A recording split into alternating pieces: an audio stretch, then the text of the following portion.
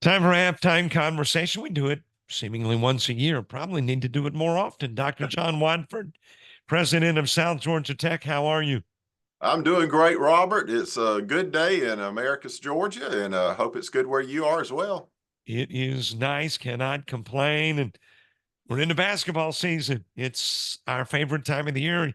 Um, Christmas too, but Christmas, it's basketball. Yeah, Um, I got some friends that are farmers, and we have a lot of peanuts around here in Sumter County, and when you go through the countryside and they're turning peanuts and you smell the peanuts, my farmer friends say, that smells like money. And I've got where now I say, no, that smells like basketball. Because when they that's start right. turning peanuts, that's when basketball season starts up. So it So is literally in the air. that's Uh, right. Well, let's talk before we talk about basketball. Let's talk about South Georgia Tech. I know there's something going on all the time. There's new programs being added. There's construction. There's planning on new construction and new programs. So give us the latest from South Georgia Tech. Well, we are excited. We have just kicked off our first ever registered nurse class. We started a LPN to RN bridge program, and it was. I would like to take credit that we orchestrated this, but it was really just a blessing of good fortune that. Um, During the same month that we started our first RN class, that the state of Georgia signed an agreement with the university system that they would take all technical college system RN credits toward as 2 years toward a Bachelor of Science in Nursing. So students from our program now that are in the RN program will be able, if they want to get their Bachelor of Science in Nursing, they can go on to one of our university system, just like Georgia Southwestern, which is a great university right across town from us, and get their Bachelor of Science in Nursing. So that's one of the great things we've got going. And how long did that process take from first thinking about and beginning to plan to the point of implementing? How long was that? The true answer is it took about 2.5 to 3 years. There's a long story behind it. We were actually approached and wanted to do, at the time it was called an ADN, an associate degree in nursing, back in 1999 or 1998. When I was a director of instruction, we were approached by the local hospital and said, "We really want you to do this." Well, at the time, we were not accredited by SACS. We were accredited by the Commission on Occupational Education, and you had to be SACS accredited to apply for the process to go through to get that. So, in essence, we could say it's been over 25 years in the making. But the reality is when we decided to do it, because we achieved our SACS accreditation back in 2011, but we decided to do it about 2.5 years ago, and it has been a lot of work, and a lot of great people have been working very hard to make this happen. I'm assuming that with any program like this, I'm more of I'm a simple man. So it's I think of when you're constructing something, you got to go through the permitting process and you've got to get okay from engineers, etc. I mean, is it something similar in this type program? Absolutely. The and we're glad it is, because the Georgia Board of Nursing sets the standards for any, whether it's licensed practical nursing or RN or BSN or MSN program. And when you're laying on a hospital bed, you want to make sure that those standards are in place and that the person that's taking care of you has met the rigorous standards set forth by that Georgia Board of Nursing. So yes, they have a set of standards. We had to apply basically to apply. And during the application process, there's a lot of reporting, and they come and look at our program a couple of times and make sure that it is within the rigorous standards of the Georgia Board of Nursing. So yes, it was that oversight requires a lot of work in the interim, but it's well worth it. How many students? I mean, is there a max of the number of students that can actually participate in a given year? Yes, sir. That's correct. We have the max, and it's 40. And that was their anticipation, that the Georgia Board of Nursing anticipated that we would have 40 students to start. We actually had 127 students to apply. Wow. So for every student that's in the program, there's two students waiting on their seat, and we're excited about that there's so much interested in it. So there is a waiting list. Um, for next year's? Is it an annual type program or Um, does that work? Right now, it's an annual program, but we hope to be able to start running multiple classes every semester. But yes, there is a waiting list, and there will be some students who may take their name off the waiting list. So we don't want to discourage anyone who is interested in applying. Please go ahead and apply, because there is it's competitive admission. So even though there may be a list of students ready to get in, they might not qualify to get in. So let me encourage anyone who's interested to go ahead and get us their application. After nearly, I guess, a decade of doing South Georgia Tech basketball, I feel like I know you well enough to know that you've got the okay, what's next mentality. So, what is next? What are you thinking 2, 3, 5 years down the road? We are in the process of wrapping up our strategic planning process, and it's a 5-year strategic plan. And I have reached out to an architect to include a campus master plan as we conclude that strategic plan. We've got a lot of things on the table, and I would be getting ahead of them and myself if I started talking about those. But in the immediate future, I think is being in our gym here recently.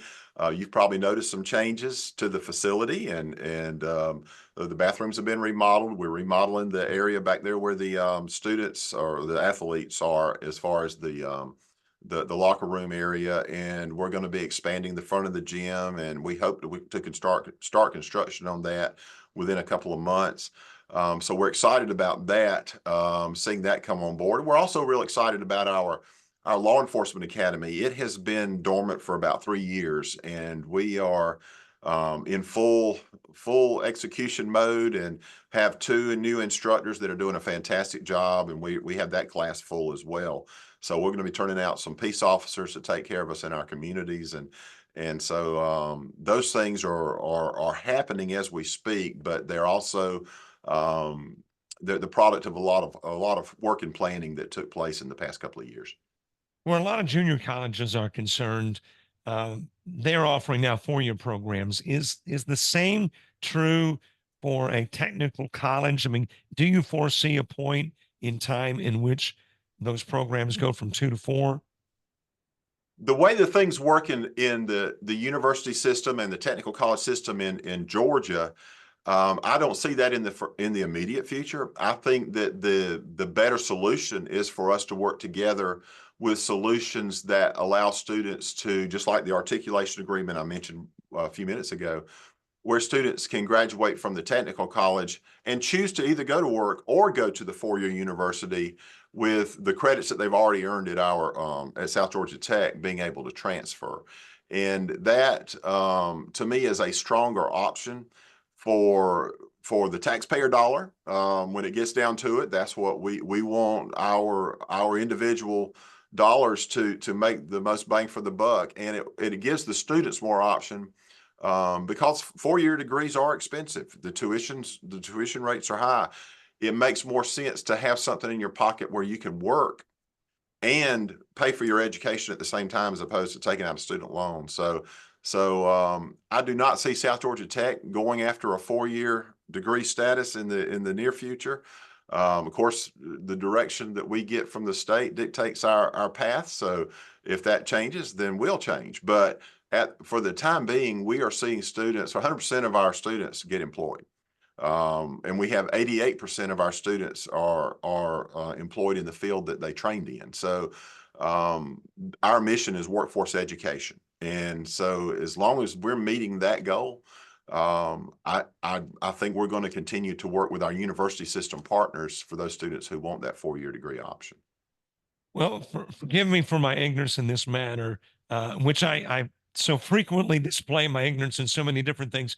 But this question may not necessarily pertain to a technical school as compared to, say, a junior college. We are seeing schools in the GCAA either absorbed by 4-year institutions, Darton being an example, or then you've got these other schools like Andrew, ABAC, that have gone NAIA. Is that something that would not happen with a technical school or could happen? Um, you know, let me say this: the Georgia College Athletic Association is a great fit for us. The NJCAA is a great fit for South Georgia Tech. our athletes stand to advance to a D1 school if that's their goal, and most of them that is their goal through those organizations. So in the immediate future, what we're doing is we're trying to encourage other technical colleges to consider athletics. Right now, there are four, I believe, four or five of the technical colleges in Georgia that have athletics, and there's 22 technical colleges in Georgia. So we are seeing a lot of interest, and I know of at least two other technical colleges who are interested enough that they're getting data from us about the administrative side of college athletics, and so we're hoping to see more technical colleges get into the athletic programs like we are, and we're one of the smallest when it comes to enrollment and in turn budget. So if we can handle it, I think they can handle it as well. Well, and that is to me big news for the GCAA because of their dwindling number of participating schools, to know that maybe there is this other pool that might can keep the conference alive. That's right, and I was telling our booster club, we had a booster club kickoff banquet a couple of weeks ago, and we were talking about this very thing that East Georgia College is now being absorbed by Georgia Southern, but they're keeping their athletic programs at East Georgia, but I think they're going to a different conference, and we hate to not be able to play those in conference play, but at the same time we want to see other colleges come on board. The For us to have to pay for our teams to travel into Mississippi and Alabama and Tennessee, South Carolina to play conference games would add to the expense of having athletics. So we would much rather see more colleges come on board that we could compete with within a less than an overnight driving distance for our teams. Dr. John Watford, we're going to have to plan on doing this a little more often because in a 15-minute halftime, I've run out of time for the conference, and there's so much information that you have and possess in regards not only to South Georgia Tech, but obviously the conference as well. Thank you for being our halftime guest. It is always a pleasure to talk with you. It's a pleasure, Robert, and thank you for what you and JockJive do for South Georgia Tech and our Jets and Lady Jets. We love you and appreciate you. Hey, thank you so much. Yes, sir.